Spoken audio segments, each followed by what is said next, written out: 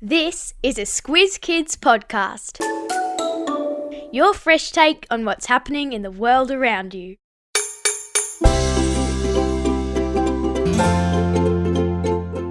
There are hazards in the sky, on the sand, and in the water. Some things about summer in Australia are just a little extra.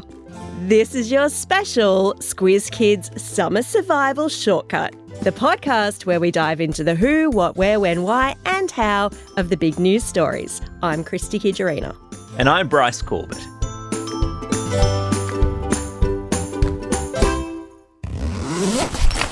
Sunscreen, check. Hat, check. Mozzie repellent, check. Bandages for snake bites, check. Heat pack for jellyfish stings, check. What are you packing for, Christy? I mean, are you packing for a casual day at the beach or a survival trek through the Amazon? Oh, hey, Bryce, you can never be too prepared. Summer in Australia is no joke. You've got the sun, mozzies, snakes, rips. Do you want me to go on? You forgot to pack a spare tent and a first aid helicopter. I mean, all I need is my boardies, my sunnies, maybe a towel if I remember to take it. And what about a hat? You need a hat, Bryce. The Aussie sun is brutal. Nah, I'll just sit in the shade. Well, laugh all you want, Bryce, but heat stroke, sunburn, and even jellyfish stings are a serious business. The more prepared you are, the safer and happier you'll be. Okay. I'll take a hat and I'll take some sunscreen, but I tell you what, I draw the line at vinegar. All right, I'll bring the vinegar. Deal. I guess the more you know, though, the safer you are, right? And today, we're tackling 10 hazards you might come across in an Aussie summer, unpacking what's fact and what's fiction. Like, should you pee on a jellyfish sting? And do you really have to stay out of the water for 30 minutes after you eat? And in the process, we'll be more prepared for those harsh holiday summers. So, Christy, grab that huge backpack of yours and let's get started. Okay, listen carefully. There's a quiz at the end. 1. All right, Bryce, first up on our list of summer hazards, mozzies. Those buzzing little pests that always seem to ruin a perfect summer evening. Mozzies love me. I'm like an all-you-can-eat buffet for them. Oh, well, here's a creepy fact for you. It's only female mozzies that bite. Did you know they need a blood meal to help them lay their eggs? A blood meal? That sounds like something out of a vampire movie. It kind of is. They're drawn to carbon dioxide, body heat, and certain smells on your skin. So if you're sweaty or wearing perfume, you're basically ringing the dinner bell. Great. So what actually works to keep them away? I've seen repellents, mozzie bracelets, and citronella candles. Here's the buzz. Repellents with ingredients like DEET or picaridin work best. They confuse a mozzie's sense of smell, so they can't find you. Now, citronella candles will work, but only if you're sitting right next to them. And mozzie bracelets, well, you'd need to cover your whole body in them. Okay, so if I don't want to be a mozzie's blood meal, I need to cover up and slather on the repellent. Exactly. And here's another tip. Mozzies love standing water. So dump out any buckets or pot plants that might have water in them. No mozzie nurseries allowed. Okay, no blood meals and no mozzie nurseries. Got it. What's next? 2. It wouldn't be an Aussie summer without creepy crawlies and slithery snakes.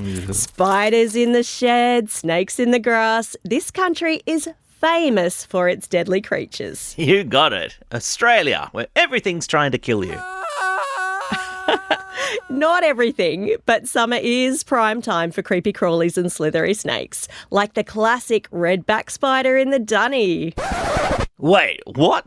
That's real? Oh, it can be. Redbacks love dark, dry spots. They're shy, but their bite can be serious. So keep an eye out and maybe check under the toilet seat if you're using a dunny.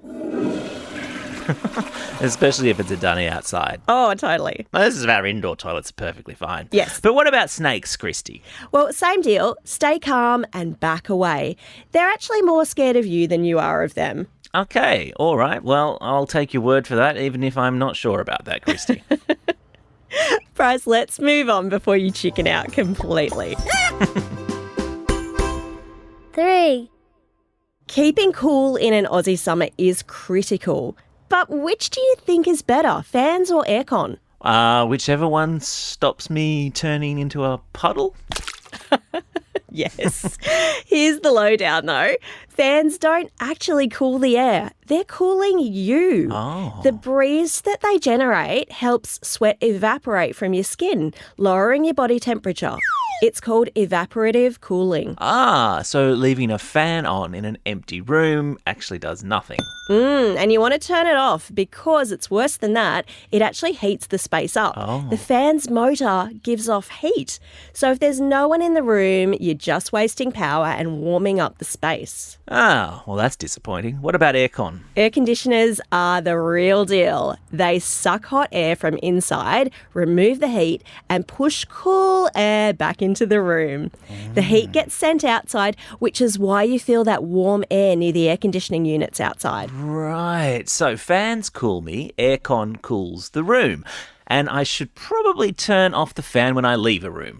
You got it. And you should also be aware that both fans and aircons use a significant amount of electricity. So if you can live without either of them, that's good too. Right. Let's keep moving on, Bryce, so you don't melt here.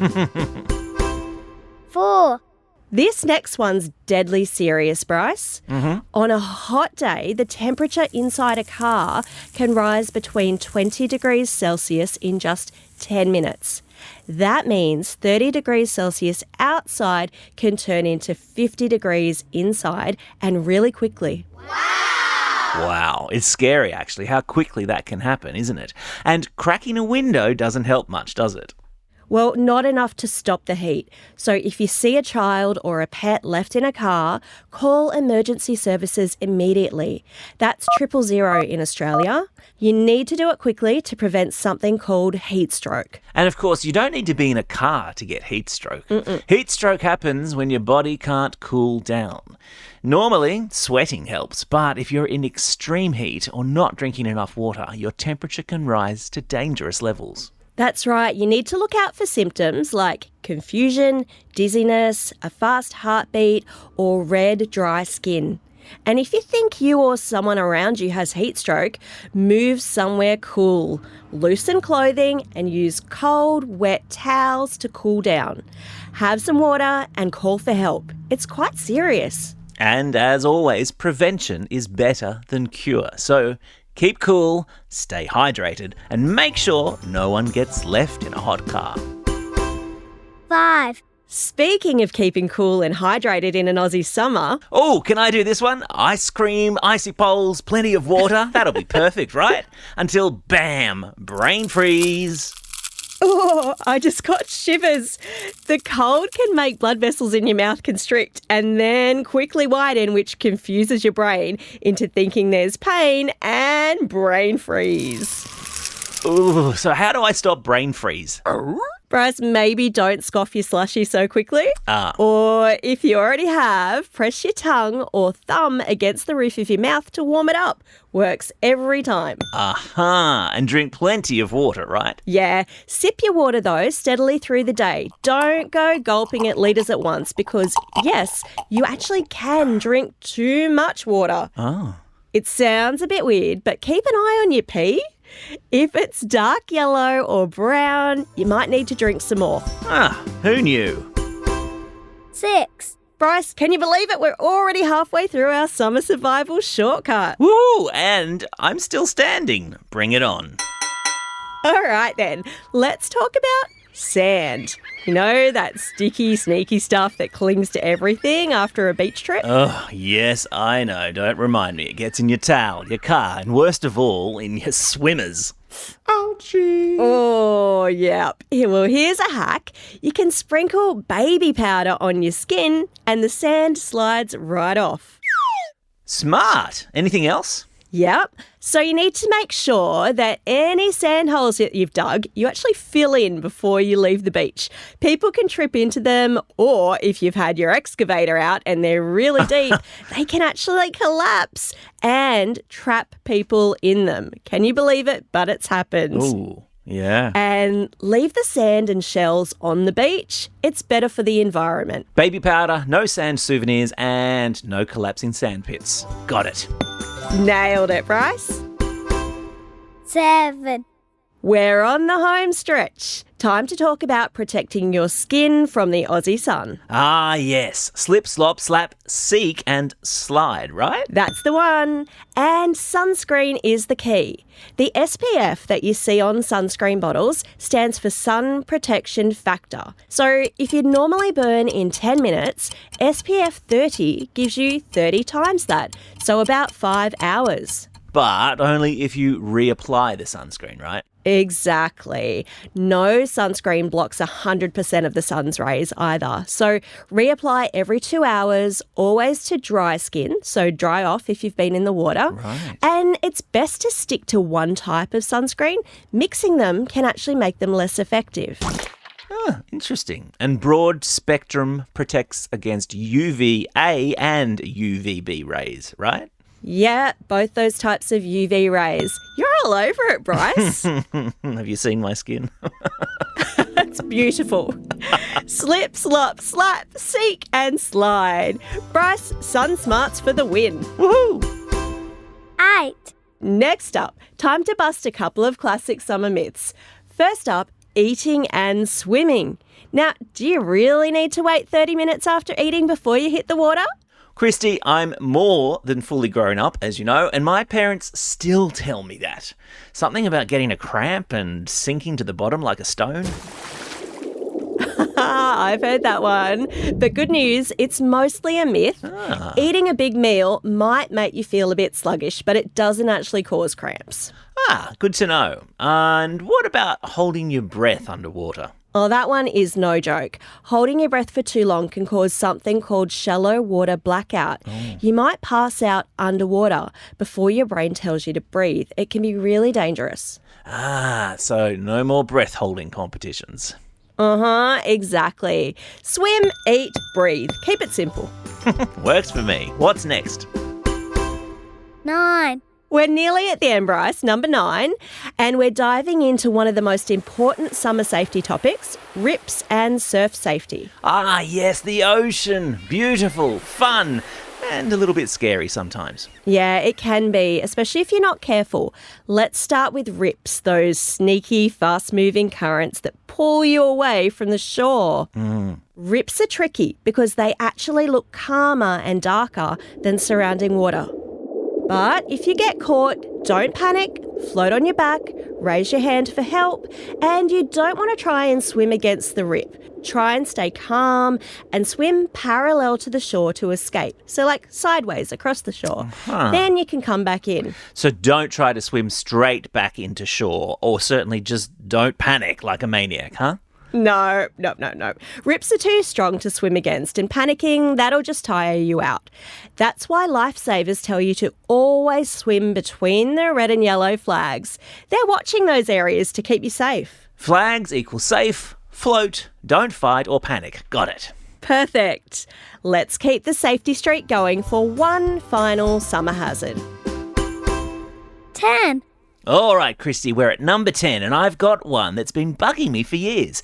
If a jellyfish stings you, should you really wee on yourself? What? Or is that just bad advice from weird movies? Bryce, if you're asking, I'm guessing you've considered it. I might have. But no, please don't wee on a jellyfish sting. Oh, phew. I'd rather deal with the sting than the embarrassment. So what do you actually do? So for blue bottle stings, hot water or a heat pack works best. The heat can break down the venom. Don't use ice because it can actually trigger more venom to release. And I've heard vinegar is good too. Yep, vinegar can be good, but for box jellyfish stings. But they're mostly found up north in places like Queensland and the Northern Territory. Vinegar helps stop the venom from spreading. So, no weeing, just hot water or maybe vinegar, depending on the jellyfish. Exactly. And if the sting is serious, get help straight away. So there you have it, 10 summer hazards, myths busted, and tips to keep you safe. It's all about being aware and prepared so you can focus on having fun this summer. Now, are you ready to hit the beach?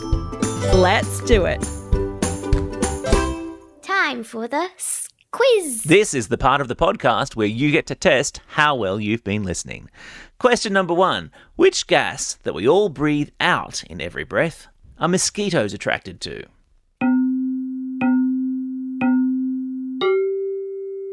Bit of a tricky one, isn't it? It's carbon dioxide. Ooh, that was a tricky one. Question number 2. What common bathroom item can you use to stop sand from sticking to you when you leave the beach? It's a great hack. Did you know it was baby powder? Question number 3. True or false? You should use hot water to treat a blue bottle sting. It is in fact true. Amazing. Well, Bryce, that's all we have time for today. Thanks for joining us as we explained the who, what, where, when, why and how of summer survival in Australia. Now get out there and have a most excellent summer. Over and out.